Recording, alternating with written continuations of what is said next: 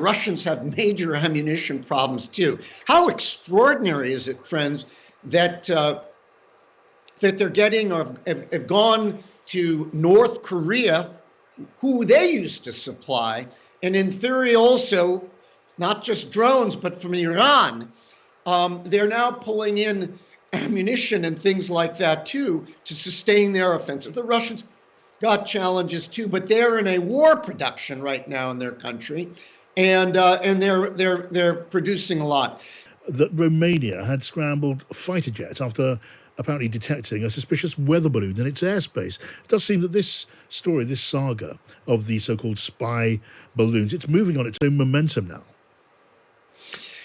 Yes, it's important, but I think everybody is just frankly more sensitized to these type of objects, and I think yes, I think it's now become news.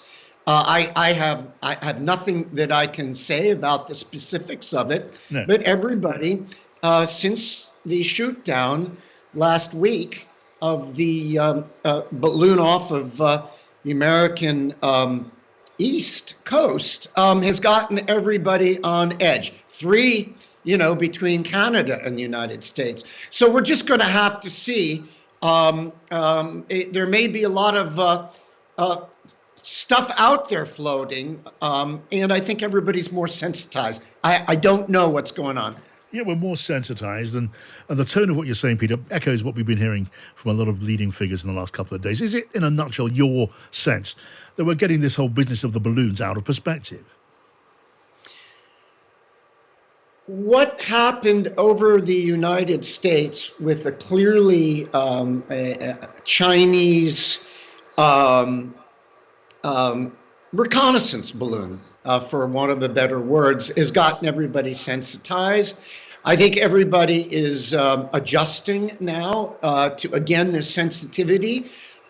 We may be, but better to overreact a bit and then bring it back into the norm rather than underreact and then have to ramp up Yes. in the future. Yeah. We got to pay attention. Precautionary. Now, Vlad, can I come to you and the condition where Moldova is concerned? We heard from President Zelensky of Ukraine a few days ago, who was talking about an active threat to Moldova from Russia. Your thoughts on that? Clearly, this is something which is moving potentially very quickly. What is the nature of the threat? Can you just set that out for us? The threat is political. This is not new. We have heard about similar threats in the past. We've seen reports this fall by US media that Russian Federation, Russian security services, the FSB, the successor to the KGB, has already prepared a number of actions to destabilize Moldova politically. Then we have heard President Zelensky recently, and finally President Sandu of Moldova confirmed that such actions have taken place, and counteractions by the Moldovan security services have taken place as well.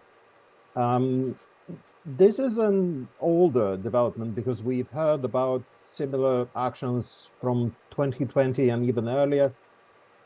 Russian Federation is interested in destabilizing Moldova because it's behind Ukraine and it distracts attention of the Ukrainian forces from the Eastern Front. So for them, this is actually a strategic move, partially tactical move to distract some of the military forces, some of the security efforts from the East, but also a strategic long-term move to maintain pressure on Ukraine and on Eastern Europe. Yeah, I mean, the intelligence reports that we've heard about this week suggest that there could be a move pushed by Russia to destabilize Moldova, to cause unrest perhaps on the streets, and there are pro-Russian segments of the population, of course, in Moldovan territory.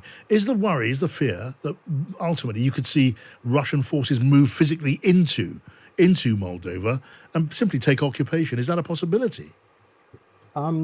No, that's not a possibility. The goal is actually to increase the population dissatisfaction with the current government in order to overthrow the government by elections, by peaceful means, by democratic elections, so to say.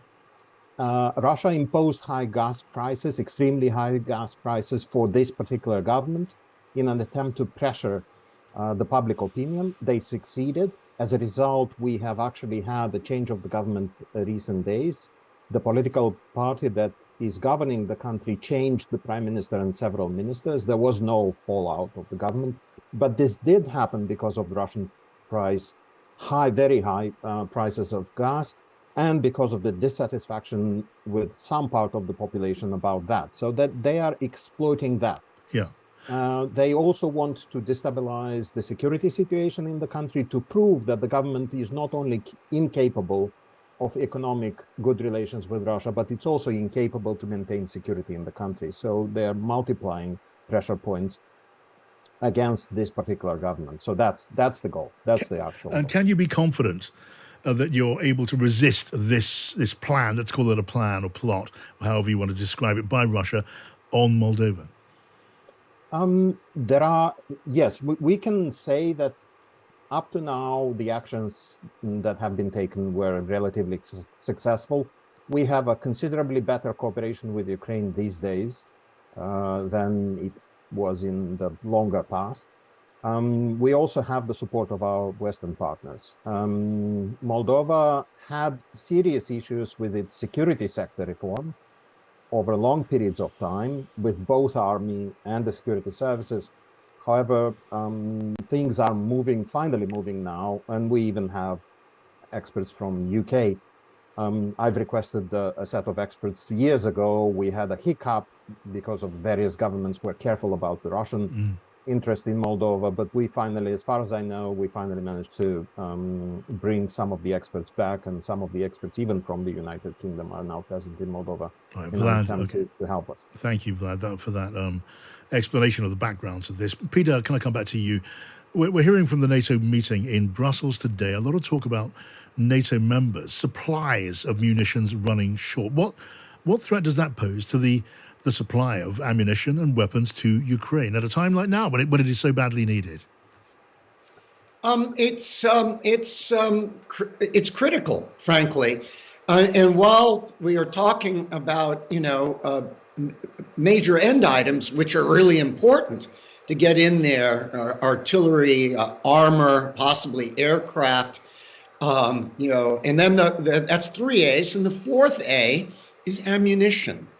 And the burn rate that the Ukrainians justifiably are using with their own 152 type Soviet era ammo, and now 155 millimeter US NATO type ammunition, stocks are going down fast. And while there is a major effort to pull in resources, this is hard. And you're in a artillery battle and trench fight battle in Bakhmut and Voidar, and which just expand. And so, yes, there is an all hands on deck at the Ukraine contact group, and of course the NATO summit also this week, about we've got to pull together as allies and partners to get the sort of the fundamental now reinforcing of combat munitions and things that the Ukrainians need to fight with on a day-to-day basis. It is important. Putting it very boldly, as and when the Russian fresh offensive comes, and the assumption is that it will come, is the shortage of ammunition and munitions, is it such that Russia might conceivably actually sweep into Ukraine and score military successes that otherwise would not have been imaginable or possible? I don't think it is that dire yet, but the burn rate, and by the way, the Russians have major ammunition problems too. How extraordinary is it, friends, that they're getting or have gone to North Korea, who they used to supply, and in theory also not just drones, but from Iran. They're now pulling in ammunition and things like that too to sustain their offensive. The Russians got challenges too, but they're in a war production right now in their country, and they're producing a lot. For Ukraine, where the burn rate could get even more alarming, is this anticipated There, in fact, the NATO Secretary General and others said it's begun a Russian offensive focusing on the